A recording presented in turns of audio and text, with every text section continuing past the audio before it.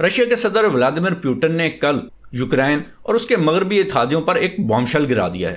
یہ بام شیل اصل میں تھا کیا؟ یہ چند ایک ڈاکومنٹس تھے، چند ایک کاغذات تھے جو انہوں نے کیمرہ کے سامنے لہرائے، اور یہ کام انہوں نے افریقن یونین کے لیڈرز کی موجودگی میں کیا۔ یہ لیڈرز یوکرین اور رشیا کے درمیان ایک امن معاہدہ کروانے کی کوشش کر رہے ہیں۔ اور یہ ڈاکومنٹس بیسیکلی تھے کیا؟ یہ ڈاکومنٹس تھے پچھلے سال رشیا اور یوکرین کے درمیان ہونے والا معاہدہ جو ٹرکی میں ان کے مذاکرات کے نتیجے میں ہوا تھا۔ کہ آپ نے پہلے یہ سنا تھا کہ رشیا اور یوکرین کے درمیان معاہدہ ہو چکا ہے؟ نہیں، ہم نے مذاکرات کے بارے میں تو سنا تھا، لیکن پھر ہمیں بتایا گیا کہ یہ مذاکرات ناکام ہو گئے ہیں، کوئی پیس ڈیل نہیں ہو سکی۔ اور کیا آپ کو یاد ہے کہ یہ جب مذاکرات ہو رہے تھے اس کے کچھ ہی دن بعد یو کے پرائم منسٹر جو بورس جانسن تھے وہ کییو میں پہنچے، اور سوشل میڈیا پہ کچھ لوگوں نے رپورٹ کیا کہ بیسیکلی بورس جانسن وہاں پہ ان امن مذاکرات کو سبوتاژ کرنے کے لیے پہنچے ہیں، اس پیس ڈیل کو خراب کرنے کے لیے پہنچے ہیں۔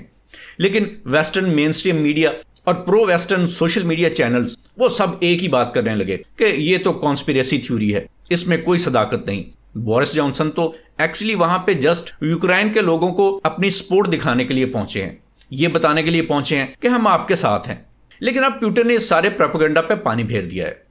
پوٹن نے وہ کاغذات لہراتے ہوئے بتایا کہ یہ وہ پیس ڈیل ہے جو یوکرین نے پچھلے سال ترکی میں ہمارے ساتھ سائن کی تھی۔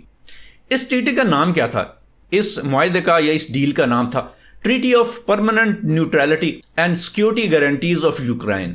جیسا کہ اس کے نام سے ہی ظاہر ہے، اس معاہدے کا مقصد تھا کہ یوکرین جو ہے وہ نیوٹرل رہے گا، وہ نہ تو نیٹو کا ممبر بنے گا اور نہ نیٹو کے ساتھ کسی فوجی اتحاد کا حصہ بنے گا، اور یہ کہ بدلے میں رشیا یوکرین کی سیکورٹی کا ضامن ہوگا۔ اور آپ کو تھوڑا تھوڑا تو یاد ہی ہوگا کہ پچھلے سال واقعی ٹرکی میں 2022 میں مارچ کے مہینے میں مذاکرات ہوئے تھے جس میں رشیا اور یوکرین کے وفود نے شرکت کی تھی۔ لیکن اس کے بعد ان مذاکرات کا کیا ہوا اس کے بارے میں ہمیں یقینی طور پر کچھ پتہ نہیں چلا۔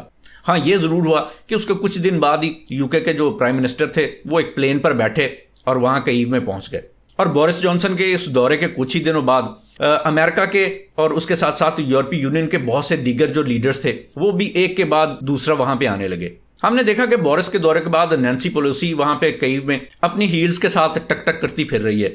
پھر اس کے بعد اینٹنی بلنکن وہاں پہ پہنچ گیا، لارڈ آسٹن وہاں پہ گیا، پھر ارسلا وانڈر لین وہاں پہ ہمیں نظر آئی۔ لیکن ان سارے دوروں کے متعلق ہمیں یہ بتایا گیا کہ یہ سارے لیڈرز وہاں پہ جسٹ یوکرین کو اپنی سپورٹ دکھانے کے لیے، ان کے ساتھ اپنی ہمدردی کا اظہار کرنے کے لیے اور انہیں یہ بتانے کے لیے کہ آپ لڑیں، ہم آپ کے ساتھ ہیں، اس لیے یہ لوگ وہاں پہ گئے تھے۔ لیکن پریزیڈنٹ پوٹن بتا رہے ہیں کہ نہیں، کہانی یہ نہیں تھی۔ کہانی یہ تھی کہ بیسیکلی یوکرین کے ساتھ رشیا کی ڈیل ہو گئی تھی۔ وہاں پہ یوکرین کے وفد کا جو سربراہ تھا اس نے اس ڈیل پر سائن کر دیے تھے، اور ظاہر ہے اس نے یہ سائن پریزیڈنٹ زیلنسکی کی اجازت سے ہی کیے ہوں گے۔ تو اب اس ڈیل پر زیلنسکی کا سائن ہونا جسٹ ایک فارمیلٹی تھی۔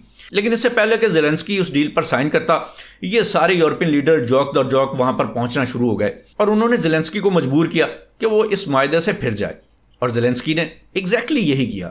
آئیے ذرا میں آپ کو وہ ویڈیو دکھاتا ہوں جس میں پریزیڈنٹ پوٹن جو ہے وہ ڈاکومنٹس دکھا بھی رہے ہیں اور بتا بھی رہے ہیں کہ یہ ڈاکومنٹس ہیں کیا۔ اور پوٹن جب یہ ڈاکومنٹس دکھا رہے ہیں اس وقت جو افریقن لیڈرز ہیں ان کے چہروں کے تاثرات بھی آپ غور کیجیے گا کس طرح کے ہیں۔ ہم یوکرین کے ساتھ اس بات پر اگرچہ ایگری نہیں ہوئے تھے کہ ہم اس ڈیل کو خفیہ رکھیں گے، اس کو صیغہ راز میں رکھیں گے، لیکن ہم نے اس کو کبھی ڈسکلوز بھی نہیں کیا، ہم نے اس کو کبھی پبلک بھی نہیں کیا، لوگوں کے سامنے بھی نہیں لے کے آئے، اور ہم نے کبھی اس ڈیل پر تبصرہ بھی نہیں کیا۔ اس میں 18 آرٹیکلز ہیں اور ایک ذیلی حصہ بھی ہے۔ اس معاہدے میں تفصیلات ہیں کہ یوکرین کی فوج کتنی ہوگی اور بہت سی دوسری چیزیں بھی، یہاں تک کہ یوکرین کے پاس کتنے فوجی ہوں گے اور کتنے ہتھیار ہوں گے۔ یہ وہ معاہدہ ہے اور یہ دستخط شدہ ہے۔ لیکن جب ہم نے اس ڈیل میں کیے گئے وعدے کے مطابق اپنے فوجیوں کو کییو سے واپس بلا لیا تو یوکرین کے حکمرانوں نے اس ڈیل کو تاریخ کے کوڑے دان میں پھینک دیا، بالکل ویسے ہی جیسے ماضی میں ان کے مغربی جو بیکرز ہیں، جو سپورٹرز ہیں، وہ یہ کام کرتے رہے ہیں، یعنی وہ رشیا کے ساتھ ڈیل کرتے ہیں اور اس کو پھر کوڑے دان میں پھینک دیتے ہیں۔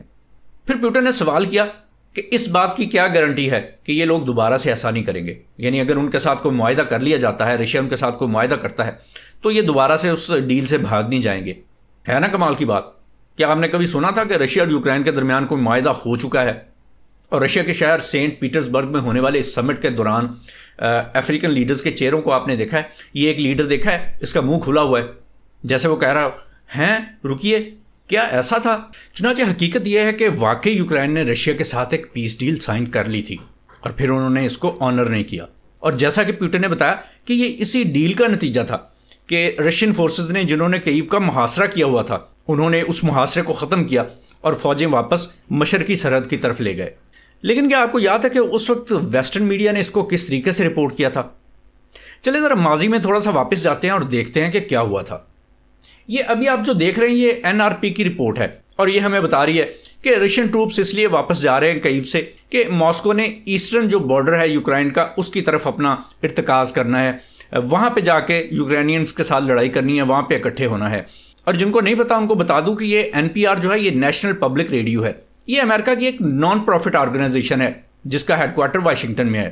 اور آپ کو اس خبر پر ڈیٹ بھی نظر آ گئی ہوگی اور آپ کو یہ بھی یاد آ گیا ہوگا کہ اس وقت سارا ویسٹرن میڈیا جو تھا وہ ایک ہی بات کہی جا رہا تھا کہ رشیا نے خود یہ وار سٹارٹ کی اور اب رشیا ڈر گیا ہے، پیچھے ہٹ رہا ہے، جنگ سے بھاگ رہا ہے، رشینز کا نقصان بہت ہو گیا ہے۔ پھر ہمیں دکھایا جاتا تھا کہ رشینز کے بڑے لمبے لمبے ٹینکوں کے اور دوسرے بختربند گاڑیوں کے ان کے قافلے ہیں جو کہ وہاں پہ کئی دنوں پہ کییو سے دور کافی دور سٹک ہوئے ہیں، اور ان کے بارے میں کہا جا رہا تھا کہ جی ان کا پیٹرول ختم ہو گیا ہے۔ کوئی یہ رپورٹ کرتا تھا کہ جی یہ وہاں پہ باگ ڈاؤن ہو گئے ہیں، ان کے انجنز خراب ہو گئے ہیں، اور یہ کہ یوکرینینز نے ان پہ حملے اتنے کیے ہیں کہ یہ آگے نہیں بڑھ پا رہے، اور یہ کہ یوکرینین فورسز اتنی بہادری سے لڑی ہیں کہ رشینز کے حوصلے پست ہو گئے ہیں، اس لیے وہ آگے نہیں بڑھ پا رہے، وہ ڈر کے بھاگ رہے ہیں۔ اور پھر آپ کو وہ مسٹیریس فائٹر جیٹ بھی یاد آ گیا ہوگا جس کے چھوٹے چھوٹے کلپس مین اسٹریم میڈیا پہ اور سوشل میڈیا پر فلوٹ کیے جاتے تھے، اسپریڈ کیے جاتے تھے، اور اس کو نام دیا گیا تھا دی گوسٹ آف کییو کا، کہ یہ جی کوئی ایسا پائلٹ ہے جس کے بارے میں پتہ نہیں کہ یہ کون ہے، لیکن یہ کوئی یوکرینین ہے، اور جب بھی جو رشینز ہیں وہ کوئی شدید حملہ کرتے ہیں تو یہ کییو کے اوپر نمودار ہو جاتا ہے، یہ ان پر بمباری کرتا ہے اور ان کو پیچھے دھکیل دیتا ہے، ان کو ڈرا دیتا ہے۔ اس گوسٹ آف کییو کے بارے میں بڑا پروپیگنڈا کیا گیا اور کہا گیا کہ اس نے رشین فورسز کے چھکے چھڑا دیے ہیں، لیکن پھر کچھ ہفتوں بعد یہ معلوم ہوا کہ ایسا کچھ تھا ہی نہیں، یہ سب جھوٹ تھا، ٹوٹل جھوٹ، یہ کہانی گھڑی گئی تھی صرف میڈیا پر پروپیگنڈا کرنے کے لیے۔ اور اب پوٹن نے یہ معاہدہ دکھا کر ہمیں بتا دیا تھا کہ اصل بات کیا تھی، رشین فوجیں کییو کا محاصرہ کرنے کے بعد واپس کیوں چلی گئی تھیں۔ اور افریقن ڈیلیگیشن سے پیوٹن کا جو سوال تھا وہ یہ تھا کہ اگر پھر سے ہم کوئی معاہدہ کر لیتے ہیں یوکرائن کے ساتھ اور یوکرائن کے جو ویسٹرن بیکرز ہیں دوبارہ سے اس پر پریشر ڈالتے ہیں اور وہ دوبارہ سے اس ڈیل کو توڑ دیتا ہے، تو پھر کون اس کا ذمہ دار ہوگا، کون اس کی ضمانت دے گا، کون گارنٹی دے گا۔ اور اب آپ یہ تو جانتے ہی ہیں کہ یہ بیچارے افریقن لیڈرز ان کی کیا مجال ہے کہ گارنٹر بنے، یہ کیسے کسی اتنے بڑے مسئلے میں، اتنی بڑی جنگ میں جہاں دونوں طرف بڑی بڑی طاقتیں ہوں، اس میں کسی پیس ڈیل کے گارنٹرز بن سکتے ہیں۔ اور ان لیڈرز کی آنکھیں مزید کھولنے کے لیے پیوٹن نے انہیں یہ بھی بتایا کہ لاسٹ ایئر جو ترکی میں معاہدہ ہوا تھا نا، اس کے گارنٹر پتہ ہے کون کون تھے؟ اس میں ایک طرف گارنٹر تھے US، فرانس، برٹن، اور دوسری طرف اس کے گارنٹر تھے چائنا اور خود رشیا، یعنی دنیا کی سب سے بڑی طاقتیں۔ تو اگر اس طرح کے گارنٹرز کے ہوتے ہوئے انہی گارنٹرز میں سے کچھ لوگ اس معاہدے کو توڑ دیتے ہیں تو پھر افریقن لیڈرز بیچارے ان کے سامنے کیا بیچتے ہیں؟ اب سوال یہ ہے کہ پوٹن سیکریٹلی بھی تو ان افریقن لیڈرز کو سمجھانے کے لیے یہ معاہدہ دکھا سکتا تھا، پھر وہ اس معاہدے کو کیمرے کے سامنے کیوں لے کے آیا؟